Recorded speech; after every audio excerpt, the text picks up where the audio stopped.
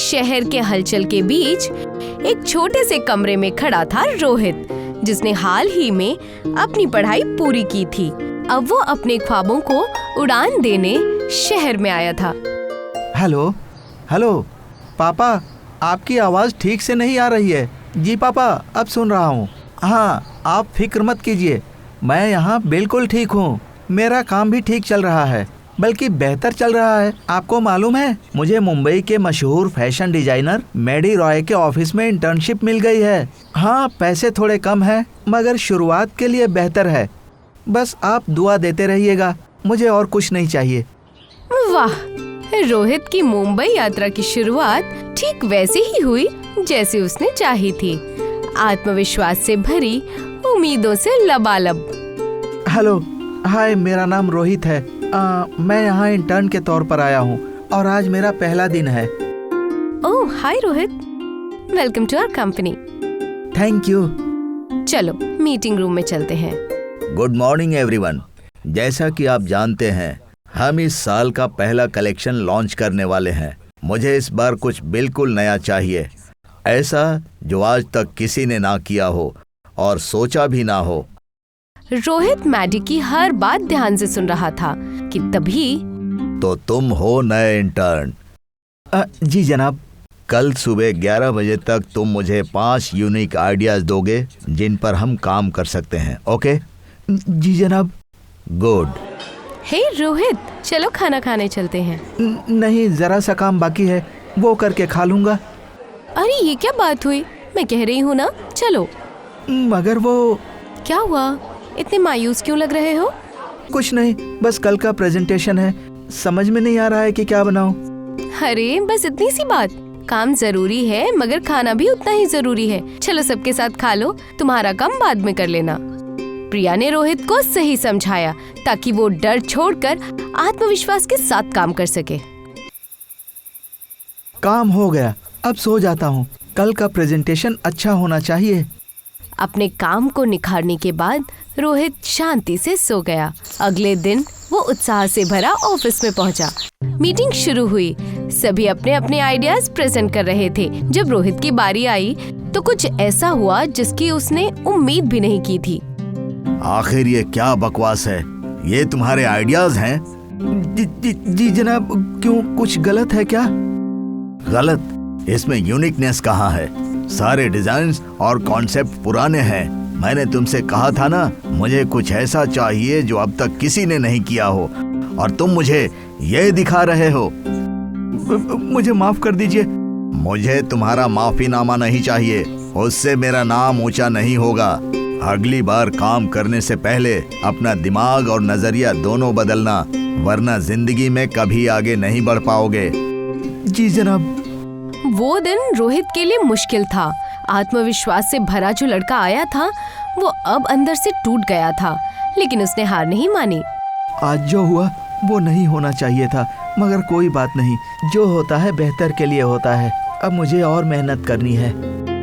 रोहित ने खुद को संभाला और नए जोश के साथ काम करने लगा। इस साल के शो की तैयारी जोरों पर थी। थीम था Indo western new year collection. वाह, Indo western new year collection, ये तो वाकई बहुत यूनिक है। अब तो काम करने में मजा आएगा। सभी अपने अपने काम में लग गए। रोहित दिन रात इंडियन और वेस्टर्न कल्चर पर रिसर्च करता, अलग अलग डिजाइनर्स के इंटरव्यू सुनता और नए नए डिजाइन्स बनाता। मगर अफसोस, अब तक उसकी एक भी डिजाइन्स मैडी ने सिलेक्ट नहीं की थी। हे रोहित, क्या कर रहे हो?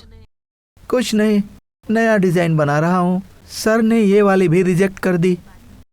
कोई बात नहीं, कभी ना कभी सिलेक्ट होगी। हाँ होगी, जरूर होगी। मगर एक हकीकत कहूँ, अब ये सिलेक्शन रिजेक्शन का अमली नामा मुझे पसंद आने लगा है। ये मुझे और बेहतर बनने के लिए चैलेंज करता है। बस यही जज्बा चाहिए था। रोहित, चलो मैं निकलती हूँ, बाय बाय। बाय। रोहित कमाल का लड़का था। जहाँ बाकी इंटर्न्स मैडी से परेशान हो चुके थे, वहीं रोहित उसे एक चुनौती मांगकर आगे बढ़ रहा था। शो का दिन करीब आता जा रहा था और अब नहीं नहीं नहीं, ये कैसे हो सकता है? ये तो मेरा कॉन्सेप्ट था। फिर राजीव ने इसी कॉन्सेप्ट पर कलेक्शन कैसे लॉन्च कर दिया? नहीं, ये ठीक नहीं किया उसने, बिल्कुल ठीक नहीं किया। मैं बर्बाद हो गया। शो अगले हफ्ते है, अब हम क्या करेंगे आखिर? मैडी को इस तरह गुस्से और मायूसी में देखकर ऑफिस का माहौल एकदम भारी हो गया। सब खामोश खड़े थे। तभी पीछे से रोहित की आवाज आई। जनाब, अगर आप कहें तो हम एक काम कर सकते हैं। ओह, अब तुम बताओगे कि हमें क्या करना चाहिए? हाँ जनाब। ठीक है, बोलो, क्या आइडिया है तुम्हारे पास? क्यों न हम एक स्कल्पचर कलेक्शन लॉन्च करें, वो भी इंडियन देसी फूड से बना हुआ। मतलब हम खाने की कुदरती चीजों से एक इको फ्रेंडली कलेक्शन बना सकते हैं। इससे ना सिर्फ हमारा नया कलेक्शन सबके सामने आएगा, बल्कि लोगों तक एक जरूरी मैसेज भी पहुंचाएगा कि फैशन और कुदरत साथ चल सकते हैं। रोहित की बात सुनकर मैडी का गुस्सा एकदम शांत हो गया। उसने पहली बार उस इंटर्न को संजीदगी से देखा। सारे डिजाइनर्स मिलकर रोहित के आइडिया पर काम करने लगे। रोहित ने बताया, कपड़ों के कॉर्सेट और स्कल्पचर्स डिजाइन बनाने के लिए उसने गेहूं के आटे से मिश्रण तैयार किया। उससे सांचे बनाए गए, फिर उन्हें धूप में सुखाया गया। संतरे, केले और सेब के छिलकों से कुदरती रंग तैयार किए गए और उन्हीं रंगों से डिजाइनों में नई जान डाली गई। पूरे ऑफिस में हलचल थी। हर कोई रोहित की कल्पना देखकर हैरान था।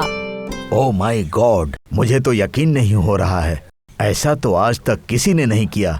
Rohit, I am proud of you. तुमने मुझे गलत साबित कर दिया। अब मैं इससे ज्यादा और खुश नहीं हो सकता। वो आगे बढ़कर रोहित के कंधे पर हाथ रखता है। तुमने बाकी सब की तरह सिर्फ काम नहीं किया, बल्कि ये साबित कर दिया कि तुम यहाँ अपनी दुनिया बनाने आए हो। आज से तुम सिर्फ इंटर्न नहीं, मेरे साथ असिस्टेंट डिजाइनर के रूप में काम करोगे। मैडी की ये बात सुनकर रोहित के चेहरे पर चमक आ गई। जिस सफर की शुरुआत उसने एक छोटे से कमरे से की थी, आज वही ख्वाब सच होने जा रहा था। इको फ्रेंडली स्कल्पचर कलेक्शन की नुमाइश मंच पर हो रही थी। दर्शक हैरान थे। कुदरती तत्वों से बना फैशन उनके लिए नया और अलग था। तालियों की गूंज से पूरा हॉल भर उठा। अगले ही दिन मुंबई की लगभग हर बड़ी फैशन मैगजीन पे एक नाम छपा था, Rohit Mehta, the next designer star. हाँ पापा, वो मैं ही हूँ। आपके बेटे ने कर दिखाया। अब मेरी मंजिल ज्यादा दूर नहीं है, बस आप लोगों की दुआ बनी रहे। और इस तरह रोहित ने अपने ख्वाबों को सच कर दिखाया। मेहनत, हिम्मत और सच्चाई से उसने अपनी पहचान बनाई। मुंबई की उस भीड़ में जहां सब ख्वाब देखने आते हैं, वहां एक ख्वाब पूरा हो गया, रोहित का नया सफर।